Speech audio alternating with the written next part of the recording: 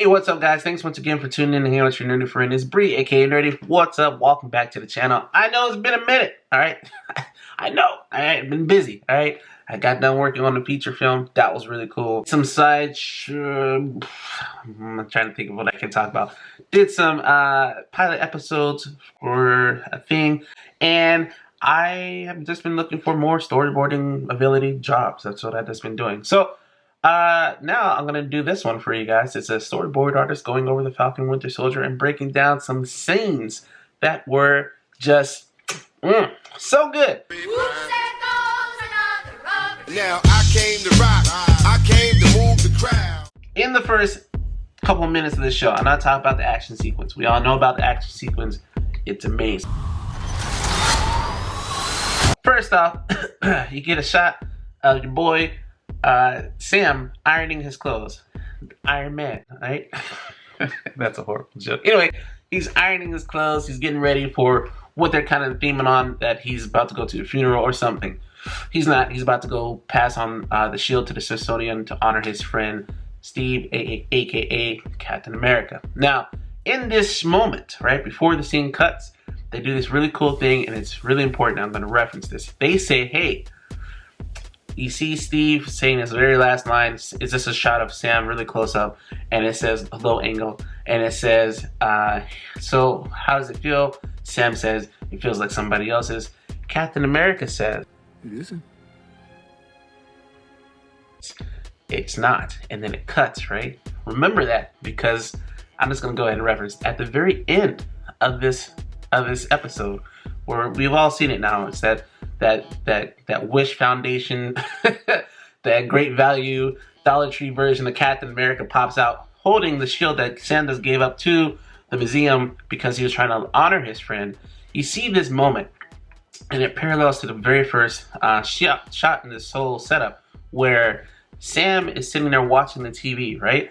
And he sees this other person with the shield, and you can tell that he's like hurt about this because he feels like he's just been betrayed by the U.S. government.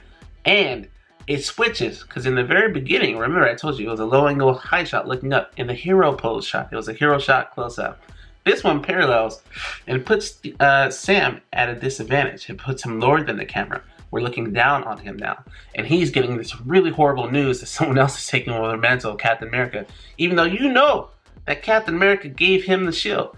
And it parallels so well with the verbiage that was said, where he says, where Sam says, it feels like someone else's shield, right? It feels like someone else's, and now someone else actually has the shield, and Sam's looking like, no, it isn't. That's my shield. Dude, storytelling, bro.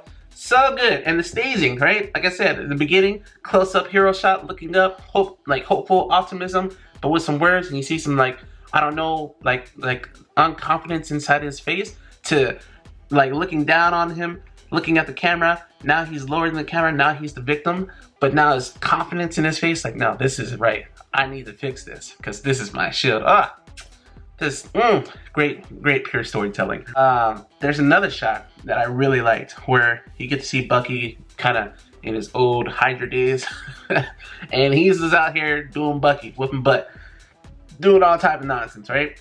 Well, he finally catches the guy that I guess he was sent to assassinate, and when he does it, there's this cool shot where you see Bucky on this side of the screen, and you see his target with whoever he's trying to kill, this one guy.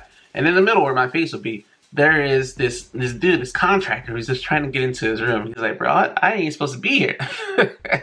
And it's cool framing and framing, because it's pointing you straight to this thing that you're supposed to be paying attention to, obviously, the Winter Soldier, but it's like, hey, there's this thing in the background.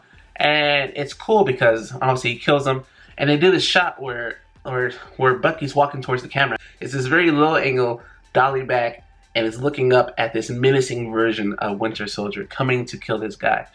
And he essentially kills him, and then it cuts to Bucky having to deal with the fact that he was kind of like this monster, like a nightmare of a person. And it's so good because the next shot is him in the therapist room, which is also another great phrasing, like staging shot, where he's sitting in the middle of the screen, and he has this giant picture of these woods behind him, because he's a man lost in the woods. He's lost. He doesn't know where to do. He doesn't know how to function in this new world where he's not fighting anymore. And it's great because it's also in a therapist's office, and they have this really cool like back and forth exchange where it's extreme close-ups on their face, and it's very uneasy because it's an uneasy, uncomfortable feeling for Bucky. Like, just using camera and staging and the storytelling, like whoever's storyboarding this, I hope they had so much fun with it, because there's like so much good cinematography. The director killed it. Carter, your boss, man. Like, it's just so good, right? I could talk more about the show, but I'm just going to talk about one other scene that I thought was really great, which was essentially a shot that I don't think no one else really realized, but it was cool built-in storytelling, which was, you remember the guy I just told you got killed by Bucky, right? Well, you find out that eventually he has a dad, and Bucky's been kicking with his dad. If you watching this, by the way, and that was a spoiler for you, it's your fault for watching this, because obviously it says in the title I'm talking about this, so you already know that I've watched it, and I'm hoping that you watched it. But anyway, Bucky's kicking with his victim's dad, and the victim's dad sets him up with a date with the girl at this local little like sushi spot. And he's like, cool, whatever. He takes the date, and he brings flour. He's really nice. He's old-fashioned, right? There's like storytelling in that one. He's old-fashioned, so he brings flowers like they did back in the 1940s, 1950s, right? They don't do that. We don't do this anymore, you know. So she's like, oh, that's so old-fashioned of you. Makes a joke about it. But they're drinking beers, and she pulls out Battleship. Now, this one was probably really looked over, but it's probably like so... it's just so good storytelling. And what it is essentially, they're playing Battleship, and she's asking these questions, and she's trying to connect with him. And she does. She connects with him. She finds where his battleship is and hits him, right? Now, Bucky, because he's still new to this and new to dating and trying to be civilian again, he keeps missing because he doesn't know how to connect in this world. So he misses when he's trying to attack her ship. And then, that right there is just like so good. He's playing Battleship. It's a war ground for him because all he's known is war. So they flip it, instead of having Connect 4, they have like connection of a battle game, and Bucky's only known war, and he's trying to connect with this girl in a time that he's unfamiliar with, and she's obviously in the right time, so she's able to connect with him, but he's not able to because he has 100+ years on her. Like, bro, the storytelling in that one moment, I don't think anyone got that, but if they did, kudos to you, because I caught that like on my third watch, and I was like, oh, it's just magic, bro. But that whole scene is great, because then she starts talking about obviously the kid and how the guy that he's always hanging out with lost his son, and then Bucky dips up out of there. Also, if you notice, before Bucky dips up out of there, the girl is in light. She is illuminated. She's warm orange colors.